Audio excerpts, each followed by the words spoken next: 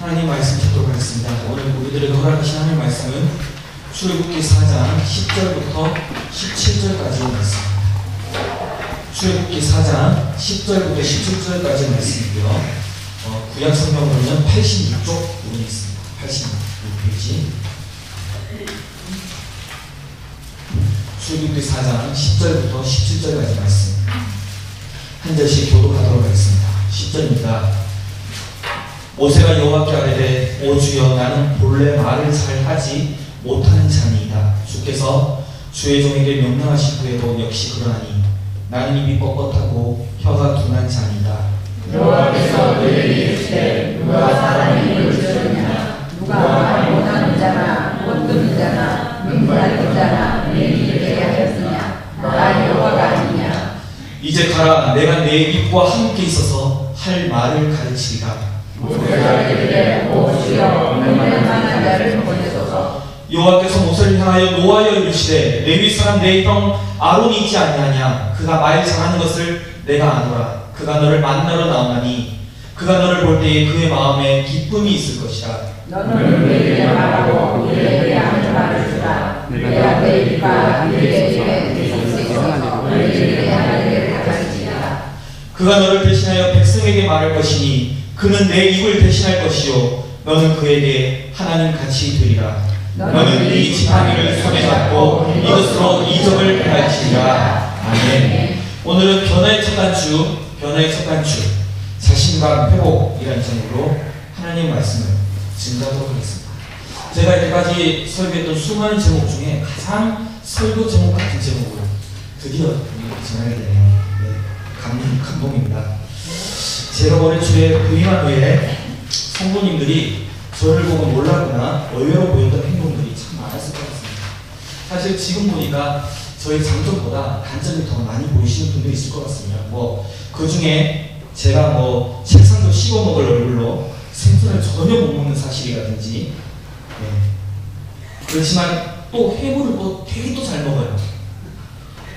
그리고 또 운전도 도로 위에 나무자같이 잘할 것 같은데 아직 도로 주행도 마스크하지 못한 무면허 취업자입니다.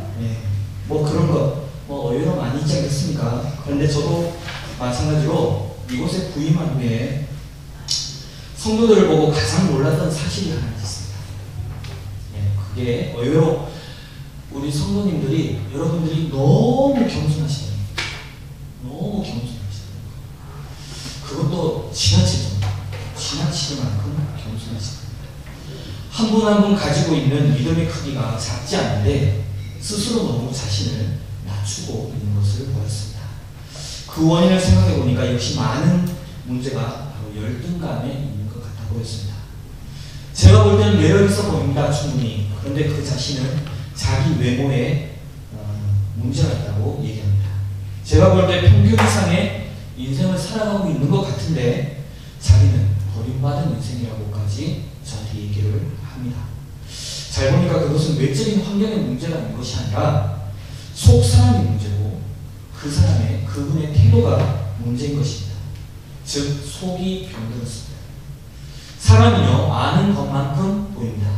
예를 들어서 화초에 관한 것도 지식이 있을 때 화초가 제대로 보이는 것이고 동물에 대해서도 아는 것만큼 보인다고 합니다. 특별히 복음서를 보면요 여러분도 잘 아시다시피 마태복음, 마가복음, 누가복음, 요한복음이 있는데 누가복음 저자, 누가가 본 것이 다른 복음서들과 아주 미세하지만 다름이 확연하게 드러납니다. 왜냐하면 누가는요 직업이 의사였기 때문입니다. 그러니까 그쪽 관점으로 봤던 거죠. 의사의 눈으로 세상을 보았던 겁니다. 주님을 봤다는 것이죠. 그러니까 병색이 돌았다느니 어떻게 되었다느니 아주 자세하게 아주 의사의 눈으로 세밀하게 그 사람을 바라보고 있습니다. 지식만큼 보입니다. 우리의 경우에도 자기 속사람이 썩어 있으면 내가 썩어 있으면 세상도 썩어 있는 것 같이 보이고 내 옆에 있는 가장 사랑하는 사람들까지도 썩게 보입니다. 어떤 사람이 병원에 가서 머리도 아프고요 가슴도 아프고 이건 실화입니다. 가슴도 아프고 팔도 아프다고 합니다. 팔도 아프다고 했습니다. 한참 조사를 해봤더니 아픈 데가 있을 리가 없다는 거예요. 그런데 알고 봤더니 그 사람이 손가락이 아픈 것이 있어요. 손가락이 아프니까 손을 대고 머리를 만져도 머리가 아프게 보이고요. 가슴을 대도 가슴이 아프고요. 어디를 만져도 아프다는 겁니다. 문제가 무엇입니까? 바로 손가락이 있습니다. 손가락이 부러진 것 때문에 온몸이 다 부러진 것 같이 보이고 문제처럼 보였다는 것이죠. 바로 내 태도가 바로 문제라는 것입니다. 오늘 열등감, 무력감, 자기 불신을 말씀으로 깨는 시간이 되기를 간절히 소망합니다.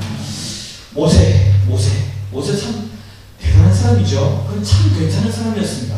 어렸을 때에 세계 최대 강대국인 이집트 왕궁에서 자랐고요. 사지가 멀쩡하고 굳이 큰 거 잡으려면 처갓살이 40년 한 것만 빼고는 괜찮은 인생 아닙니까? 그죠? 예, 그런데 오늘 보니까 하나님 명령에, 하나님 말씀하신 그 명령에 안 한다, 못한다, 말 못한다, 나는 어눌하다 이러면서 자꾸만 버티고 있습니다. 누구 앞에서요? 사람도 아니라 바로 하나님 앞에서 버티고 있습니다. 여러분, 모세는 절대로 약한 사람이 아닙니다. 모세는 분명히 평범한 인생 그 이상을 산 사람임에도 불구하고 지극히 엄청난 열등감에 빠져 있습니다. 우리도 마찬가지입니다. 열등감으로부터 자유로운 사람은 아무도 없습니다. 열등감을 벗어나는 길, 첫 번째로는 비교의식이 아니라 창조의식을 가지고 있어야 됩니다. 창조의식. 비교의식은 우리의 적입니다. 신앙인의 가장 큰 적입니다. 남과 비교하면 무조건 안 됩니다. 남과 비교하면 안 됩니다. 그러면 우리는 열등감에 빠집니다. 남과 비교하면 비교할수록 자기보다 나은 존재가 끊임없이 생겨나거든요. 자기보다 못한 사람과 비교하면요, 교만해지고, 나은 사람과 비교하면 좌절합니다. 어찌됐든 교만하거나 좌절하거나 그것은 하나님의 뜻과는 전혀 정반대의 삶을 살아가고 있는 겁니다. 그러므로 교만함이나 열등감이나 하나님의 눈으로 보면 똑같습니다. 하나님 앞에서 창조의식을 가지고 내가 하나님 앞에 얼마나 귀중한 존재인지를 깨달으면 절대 비교할 수가 없습니다. 부족함에도 불구하고 하나님 앞에서 당당하게 서 있는 것이죠. 출애굽기 3장 4절을 보니까 하나님께서 모세를 부르셨습니다. 여호와께서 그가 보려고 돌이켜 오는 것을 보신지라 하나님이 떨기나무 가운데서 그를 불러 가라사대 모세야 모세야. 여러분, 모세가 가는 길가 멀었겠습니까? 아닙니다. 모세는 120세까지 살았습니다. 80세 때 하나님께서 모세를 부르셨는데 가는 길가 멀었겠습니까? 아닙니다. 왜 모세야 모세야 하면서 2번 부르셨습니까? 하나님 버릇일까요? 2번 부른 이유가 있다고 생각합니다. 이것은 바로 하나님의 애정어린 부르심입니다. 너무 예쁜 사람에게는 2번 이상 부르지 않습니까, 여러분? 예영아, 예영아 이렇게 저는 2번 부릅니다. 보면 예쁘거든요. 예쁠 때 저는 예영이를 부를 때 제 딸을 부르고 2번 저는 부릅니다. 모세는 광야에서 살 때 자기 이름을 불러주는 사람이 없었을 것입니다. 양하고 사니까 양이 매 이러지 모세 모세 이럴 수 있겠습니까? 사람 목소리를 들을 수가 없는 삶을 살았지요. 아마 40년 동안 광야에 살면서 자기 이름조차 없는 인생을 살았을지도 모릅니다. 갑자기 이름이 불리면 얼마나 감격스럽겠습니까? 하나님의 애정의 표시입니다. 그의 정체성을 확인해 주는 방법입니다. 너는 나에게 특별하단다. 모세야, 모세야. 여러분 잊지 마십시오. 이름 불러주는 것이 굉장히 중요합니다. 앞으로 저를 부르실 때 어이 생선 못 먹는 전도사님 뭐 이렇게 부르시지 마시고 정확하게 이름을 불러주세요. 정확하게 이름을 부르고 오늘 아이들이 저거 부릅니다. 은갈치 전도사님 이러면 생선도 못 먹는데 은갈치 전도사님 이래요. 예, 이름을 다 정확하게 불러주십시오. 얼마나 이름을 잘 부르느냐 이게 리더십이거든요. 그 사람을 무리 중에 하나를 여기는 것이 아니라 그 사람을 독특하고 신비로운 존재로 바라보는 것입니다. 많은 사람들이 열등감에 빠져 있는 이유가 무엇이냐면 나를 많은 사람 무리 중에 하나라고 생각하기 때문입니다. 그렇지 않습니까? 많은 사람 중에 있는 나라고 생각하기 때문에 비교하게 되고요. 좌절감이 쉽게 빠지게 되는 겁니다. 그러나 사실은 그렇지 않습니다. 하나님 앞에서 우리 한 사람 한 사람, 여러분 한 사람 한 사람, 나 한 사람이 얼마나 독특하고 유일하게 한 사람밖에 없는지를 아셔야 된다는 겁니다. 여러분 그렇기 때문에 저는 이런 비유를 잘 듭니다. 상품과 작품. 무슨 뜻인지 아시겠습니까? 상품과 작품의 차이가 무엇이냐? 상품은 다른 것과 비교해서 이것보다 저것이 더 좋다. 이렇게 비교 가능한 것이 상품입니다. 여러분 계속 보니까 잘 모르시겠지만 저 뒤에 있는 스피커가 그 전에 스피커와 비교할 때 얼마나 지금 차이 나는지 아십니까? 저희들은 처음 이 스피커를 설치할 때에 목사님은 눈물을 흘리실 것 같더라고요. 왜냐하면 너무 달라서, 너무 차원이 달라서, 예, 정말 차원이 다르거든요. 그 상품입니다. 그 전의 상품과 지금의 상품 분명히 차이가 있습니다. 휴대폰도 날마다 상품이 진화하고 있지 않습니까? 그런데 이렇게 비교 가능합니다. 뭐 예를 들어 어떤 비누가 더 좋느냐, 샴푸가 더 좋느냐, 상품은 비교가 가능합니다. 그러나 작품은 비교 불가능합니다. 절대로 비교 불가능합니다. 예를 들어서 동양화 예를 들어보겠습니다. 여러분, 김홍도의 작품이 뛰어납니까? 신윤복의 작품이 뛰어납니까? 물론 호불호가 있죠. 물론 어느 것이 조금 더 마음에 와닿고 그런 게 있지만 어떤 것이 결코 더 뛰어나다고 볼 수가 없습니다. 왜냐하면 김홍도는 김홍도대로의 깊이가 있고요. 신윤복은 신윤복만큼의 나름대로 해악이 있습니다. 그 작품이 주는 독특한 특징들이 있다는 겁니다. 누구의 작품이 더 좋다고 할 수가 없습니다. 김홍도는 김홍도의 맛이 있고 신윤복은 신윤복의 맛이 있습니다. 하나님께서 우리를 상품으로 만드셨습니까? 천만에요. 하나님께서 우리를 뭐라고요? 작품으로 만드셨어요. 근데 왜 좌절하십니까? 작품인데 우리는 다 다릅니다. 하나님 앞에서 다 독특합니다. 하나님께서 똑같은 것을 둘로 만드시지 않으셨습니다. 너무나 귀중한 작품입니다. 10자식 중에서 귀하지 않은 자식이 어디 있느냐고 하는데 우리는 하나님의 자녀입니다. 저는 하나님께서 황승진 전도사 같은 사람은 정말 저 하나밖에 없다고 생각합니다. 독특하다고 생각합니다. 다른 사람처럼 되려고도 안 하고 저는 제 자신이 되려고 했습니다. 제가요 목회자가 된다고 했을 때 기뻐하면서 정말 환영해 주실 줄 알았던 장로님들과 목사님들이 갑자기 정색을 하시고요. 목사님께서도 반대하십니다. 처음에 제 목소리가 거룩하지 않다고. 여러분 그렇죠? 좀 거룩하지 않죠? 예, 음성 자체가 까먹는 음성이랍니다. 말 좀 해보라고 하더니 까먹어서 안 된다는 거예요. 도저히 은혜를 줄 수가 없는 말이다. 네가 아무리 하는 말씀을 100번 1000번 해도 성도들 은혜를 끼치지 못할 것이다 라고 한 장로님 얘기하시는데 그분은 천국 가셨어요. 개그맨 같다고 설교가로서 적합하지가 않다는 겁니다. 또 결정적으로 제가 그때 누굴 닮아서 안 된다고 하시다. 그래서 제가 누군데요? 그러니까 유재석을 닮았대요. 여러분, 제가 지금 저희가 불신의 눈으로 보고 계시는데요. 제가 살이 빠지기 전에 60kg 초반대의 제 모습이 예, 지금의 유명한 집사님 같은 그런 몸매로 유재석입니다. 제 별명이 유재석이었어요. 고등학교 때. 그리고 대학교 초반에. 저 지금 그런 별명 얻으면 정말 참 기분 나쁘지 않을 것 같은데 그때 별명이요. 그때 유재석이 초반에 이미지가 별로 안 좋거든요. 말도 버벅버벅거리고요. 유명하지도 않고요. 별로 웃기지도 않고. 그래서 이런저런 이유로 제가 한동안 얼마나 개그맨들을 미워했는지 기도할 때마다 개그맨들 막 욕하고 그랬는데 지금 빼겨가고 있습니다.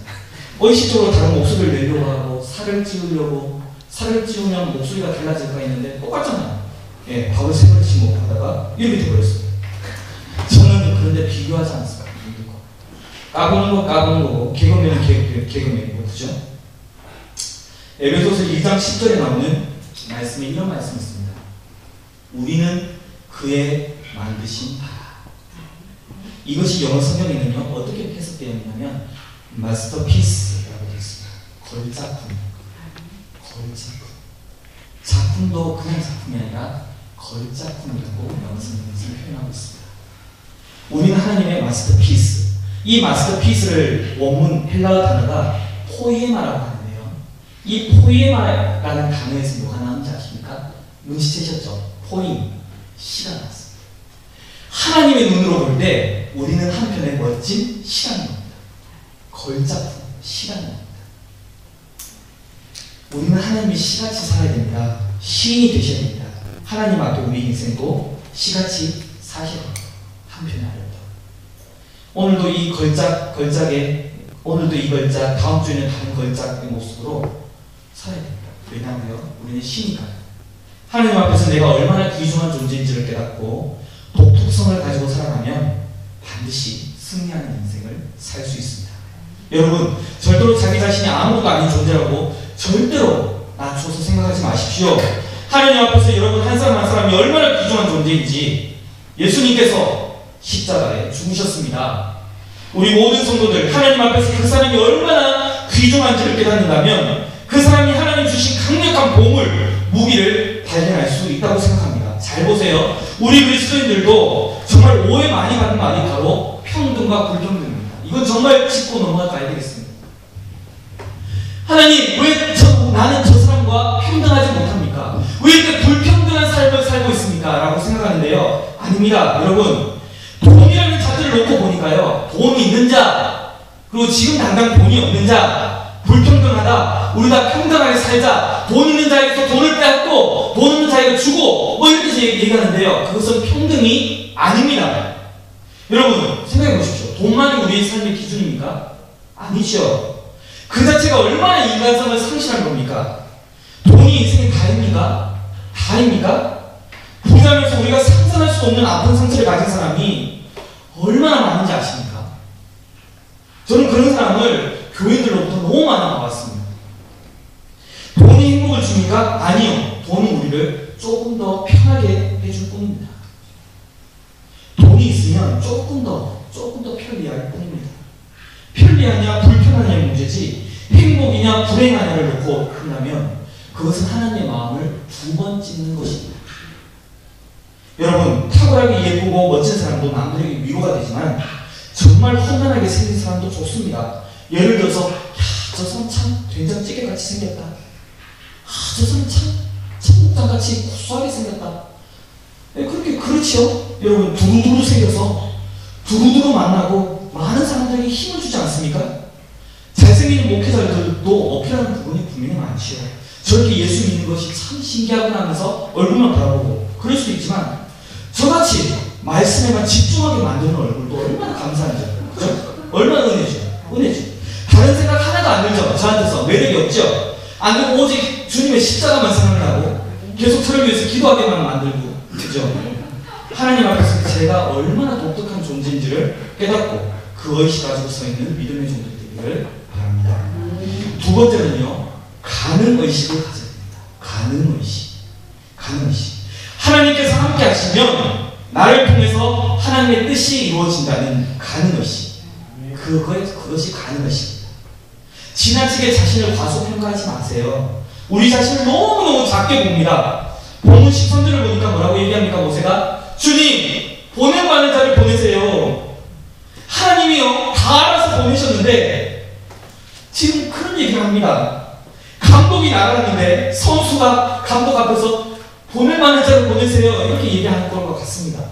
그러니까 하나님께서 어떻게 하십니까? 14절을 보면 형을 대신 보내주겠다. 형이 네 대신 다 해주겠다. 그러니까 가라! 라고 하지 않습니까? 하나님께서 우리에게 사명을 맡기실 때는요, 기억하십시오. 모든 장치를 미리 다 해놓으시고 우리를 부르십니다. 그걸 믿음으로 우리가 믿고 살아가야 됩니다. 믿지 못하니까 우리의 삶에 장애물들이 걷잡을 수 없이 있게 보이는 겁니다. 할 수 있도록 하나님께서 다 만들어 놓고 그제서야 가서 하라고 합니다. 자신의 능력 믿고 하라고 합니까? 하나님이 주시는 비교 못한 능력 믿고 하라는 것입니다. 물론 우리를 찾아보면 안 되죠. 우리에게 초점을 맞추면 안 되죠. 왜냐하면 우리는 당연히 안 될 존재니까요. 부족함이 많으니까요. 문제를 바라보면 안 되죠. 문제가 너무 커 보인다는 겁니다. 그런데 하나님만을 바라보고 하나님을 먼저 바라본 후에 문제를 보십시오. 그렇게 되면 문제가 문제 같습니까? 아닙니다. 우습게 보입니다. 무엇을 먼저 바라보느냐의 문제입니다. 시각의 문제입니다. 어떤 것을 바라보느냐, 바라보는 것에 따라서 먼저 달라집니다. 문제를 바라보면 문제에 눌려서 사는 인생이 되고, 하나님을 바라보면 뭐든지 다 됩니다. 하나님께 능치 못할 일이 무엇이 있습니까? 은혜가 역사하면 안 될 일이 뭐가 있겠습니까? 그러므로 지나친 겸손과 지나친 자기 비하는 교만과 불순종이고, 하나님의 마음을 다시금 예수님의 손에 다시금 십자가에 못질을 한 것과 같다고 생각하십시오. 하나님이 공급하신 능력으로 감당한다는 믿음이 지금 필요합니다. 조사를 해보면요, 열등의식에 사로잡혀 사는 사람은 평균보다 IQ가 높다고 봅니다. 여러분, 열등의식에 사로잡힌 사람을 보면요, 되게 머리가 좋습니다. 제가 신대원을 신정 입시를 위해서 공부를 할 때 제가 그때 고려대 법학대학원에서 공부를 했습니다. 제가 고려대 들어갈 수 있는 실력이 있어서는 아니고요. 고려대 법학대학원에 다니고 있는 청년이, 교회 청년이 있어서 그곳에 들어가면 왠지 공부 되게 많이 하니까 저도 공부 좀 해볼까 동기부여를 받으려고 갔는데요.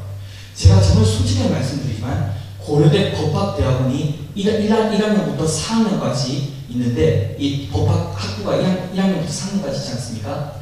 대부분이 70%가 4학년까지 다 마치지 않냐고 이게 뭐죠? 중도 포기라고 해야 되나요? 예. 전학을 가는 겁니다. 전학이라고 해야 되나요? 예, 예. 어디로 가냐면 서울대 덕대나 아니면 차라리 외국으로 가는 거죠.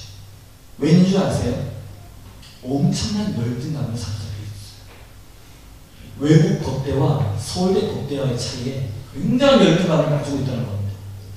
그 똑똑하다는 사람들이 거의 수능 만점에 가까운 사람들이 그런 엄청난 열등감에 사로잡혀 있다는 겁니다. 머리 좋은가 고민하는 겁니다. 잘 보세요. 공부하는 애들 모여서 공부 못하는 애들 모여서 자살하는 경우가 거의 없습니다. 근데 머리는 굉장히 좋다고 하는 카이스트 얼마 전 뉴스로 굉장히 많이 나왔지 않습니까? 떼자살. 네. 뉴스 보십시오. 고민합니다. 나는 뭔가 난 제보가 못하는데 난 졸업해서 뭐 할까? 40 넘어서 뭐 할까? 나의 인생 어떻게 될까? 아마도 험난할 것 같아. 나라가 어려워졌어. 이럴 바에 죽는 것이 낫지. 어디서 죽을까? 물이 좋을까? 불이 좋을까? 아, 물이 낫겠지. 뭐 이런 생각 깊은 사람들이 죽더라는 거죠. 그런데 생각 없는 사람은 미쳤냐? 내가 죽긴 왜 죽어? 이런 거죠. 하나님 앞에서 우리가 그런 마음을 가지고 서 있어야 되는 겁니다. 하나님 앞에서. 여기 보니까 모세는요, 절대 무능력한 자가 아니었습니다. 사도행전 7장 22절을 보면 제가 읽어드릴게요. 모세가 애국 사람의 학수를 다 배워 그 말과 행사가 능하더라. 완전하다는 겁니다. 여러분 40살 전에요. 세계 그 당시 최강대국이었던 이집트 왕국의 모든 학문을 다 빼뚫었습니다. 다 배웠습니다. 왕이 되기 위한 수업을 받았다는 거죠. 여기 보여주는 장면에서 모세가 몇 살입니까? 80입니다. 그는 이미 40세까지 강대국들의 학수를 다 배웠습니다. 그는 말과 행사에 능했습니다. 그러니까 간신히 하는 것이 아닙니다. 지금으로 치면 모든 5개 국어, 6개 국어, 모든 세계를 다 여행하고 다 배웠다는 것이죠. 게다가 매너까지 있었습니다. 촌스럽지 않고 왕국 매너까지 다 합니다. 이렇게 준비된 사람 어디 있습니까? 그런데도 불구하고 모세는요, 뭐라고 얘기했습니까? 주님, 제발 보낼 만한 자를 보내세요. 그러니까 하나님이 너 말고 누가 있느냐고 하지 않습니까? 그런데 자기는 자기가 준비되어 있는지를 모릅니다. 우리 민족 강한 민족입니다. 우리 민족 정말 준비가 너무나 다 있습니다. 이렇게 국민을 제대로 준비시킨 나라가 어디 있습니까? 모두 이렇게 평균 이상의 엘리트 교육을 받는 나라 세상 어디에도 없습니다. 여러분, 우리나라가 그래도 1등이 여러 가지가 있는데 그중 1등이 뭐냐면은 사병으로 일반병으로 대졸 출신들이 가는 나라가 어디 있습니까? 없습니다, 여러분. 대학 출신들이요 군대 가는 나라가 우리나라 말고는 거의 없습니다. 그런 군대가 세상에 어디 있습니까? 그런데도 우리는 힘이 없다고 하고 안 된다고 하고 비교하고 자신을 한계를 시킵니다. 이것이 하나님 앞에서 불순종입니다. 하나님께서 우리를 부르실 때에 능력을 모두 다 주십니다. 그리고 이미 하나님께서 우리에게 미래에 쓰시고자 하는 문제를 준비시킵니다. 우리를 미리 다 준비하시고 그때서야 우리에게 문제를 주십니다. 예를 들어서 많은 사람을 이끌고 품고 사랑할 사람에게는 이상하게 아픔을 많이 주십니다. 이 아픔을 통해서 아픔당하는 사람의 심정을 이해하게 만드는 것이죠. 그리고 나는 일본 전혀 생각도 안 하고 일본에서 생각만 해도 혈압 오르고 싫은데 이상하게도 대학교 2차 지망에 한 번 수업은 뭐 일본어학과 뭐 이렇게 어쩔 수 없이 붙어서 어쩔 수 없이 대학 갔는데 지금 10년 지나서 결국 그분 지금 일본 선교사로 계십니다.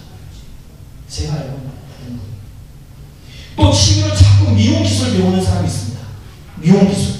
잘 못하는, 손기술도 없고 막 못하는데 주위에서 왜 배우냐고 하면 나도 몰라 그냥 하게 되냐 하면서 그냥 계속 이발합니다. 그거 하나님께서 선교여행 가서 이발시키러 가는 겁니다. 하나님께서 다 준비를 시켜놓은 겁니다.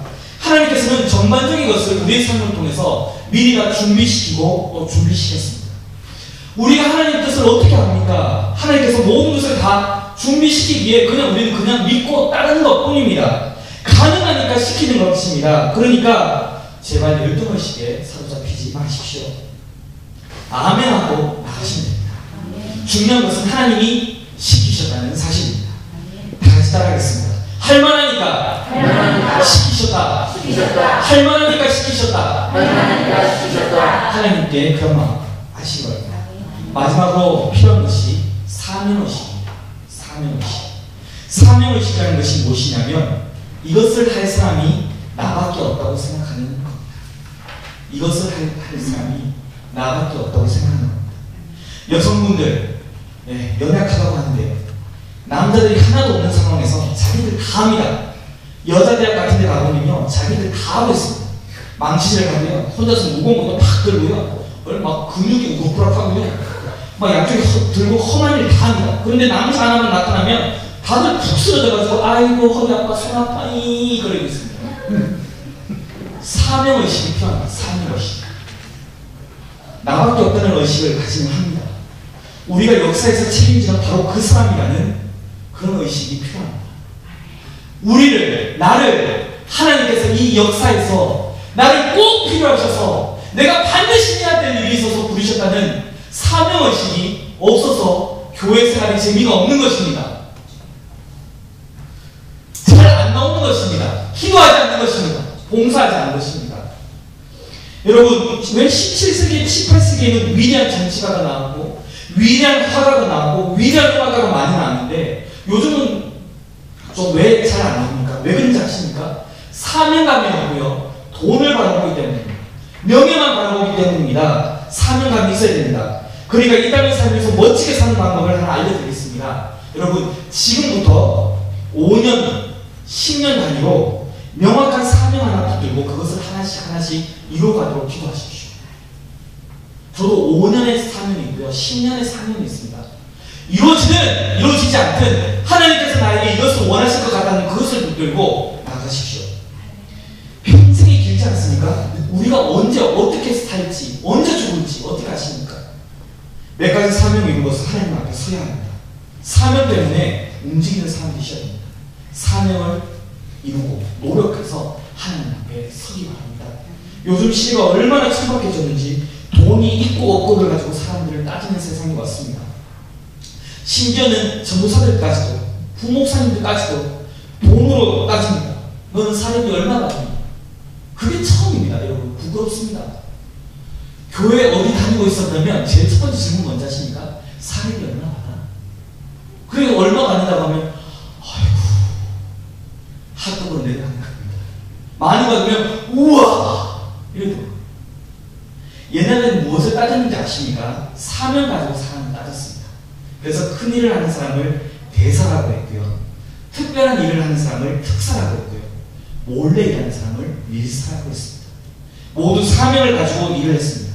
미션을 가지고 일을 나눴습니다. 그래서 제일 밑에 있는 사람 잔일하는 사람을 뭐라고 얘기했습니다? 예전에는 소사라고 얘기했습니다. 소사. 옛날에는요 그래서 소사도 생명 걸고 뛰었습니다. 소사 아저씨들도요 제가 초등학생 때는요 뭐 변기가 막혔다 이러면은 막 망치 그런 걸 가져가서 돌에 그 덩어리를 막 깨고요 아주 너무 사명감 투철하고요 목숨 걸고 하셨습니다. 그리고 학교를 철도같이 하면서 도둑놈 한 번도 들어오지 못하게 정말 열심히 하셨습니다. 저는 어떨 때는 이런 생각이 듭니다. 내가 목회자의 삶을 가지고 있지만 옛날 어렸을 때 그 초등학교 때 그 소사 아저씨만큼의 강한 사명감이 있느냐 솔직히 부끄러울 때가 많습니다. 여러분 누가 너 누구냐고 하면 사명으로 나를 설명해야 합니다.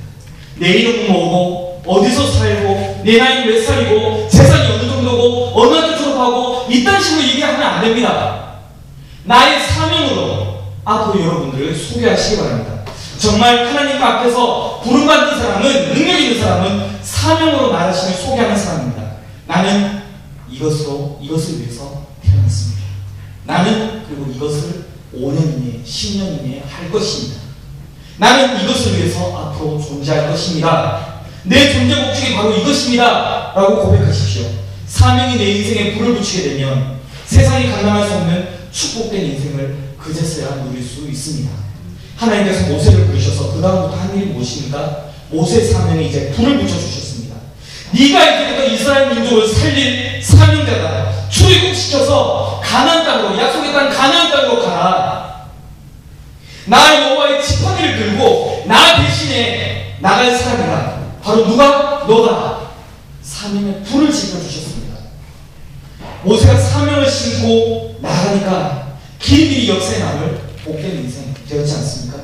여러분, 지금도 좌절하며 넘어지려는 사람이 있다면 하나님 앞에서 사명에 충성하십시오.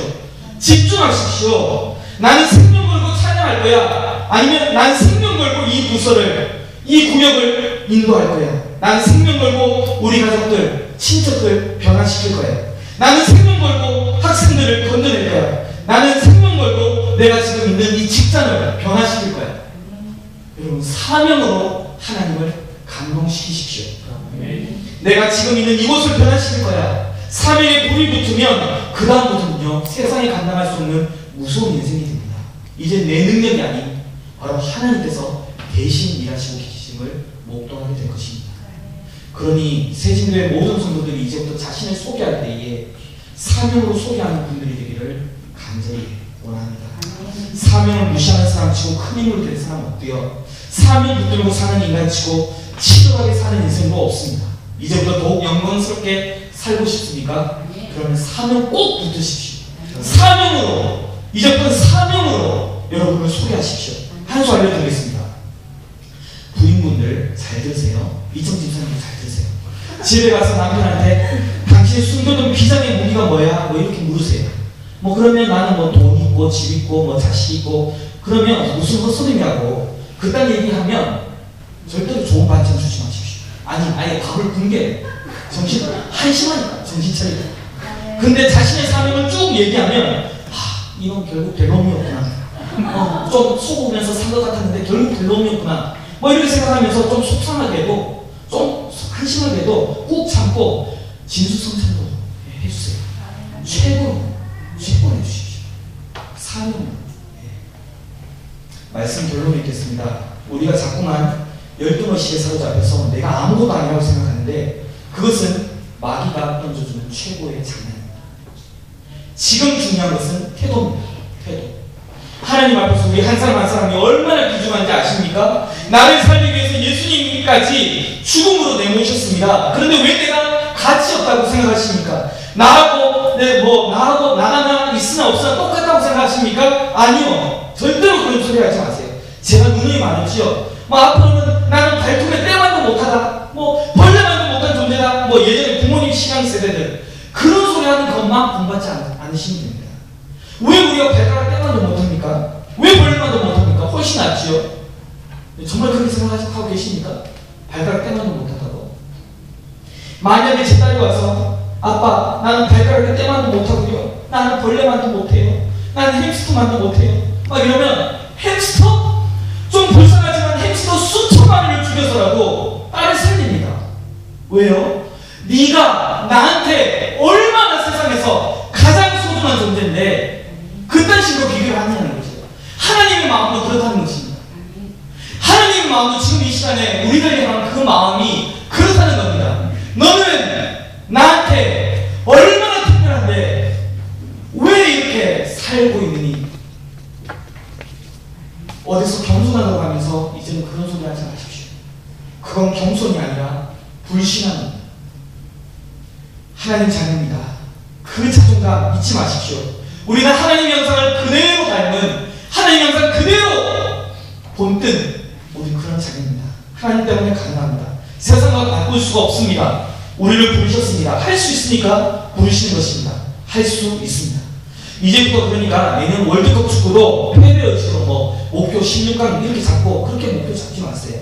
우승입니다. 다음번 올림픽도 우승입니다. 다 우승입니다. 우승 안 되면 많은 거죠. 그러니까 목표는 우승. 우리 삶도 그렇게 좀 목표를 잡고요. 해야 됩니다. 사명에 불이 붙어 있는 그런 우리 인생, 내 인생대로 다 같이 하나님 앞에 간구하도록 하겠습니다. 간구하겠습니다. 기도하시겠습니다.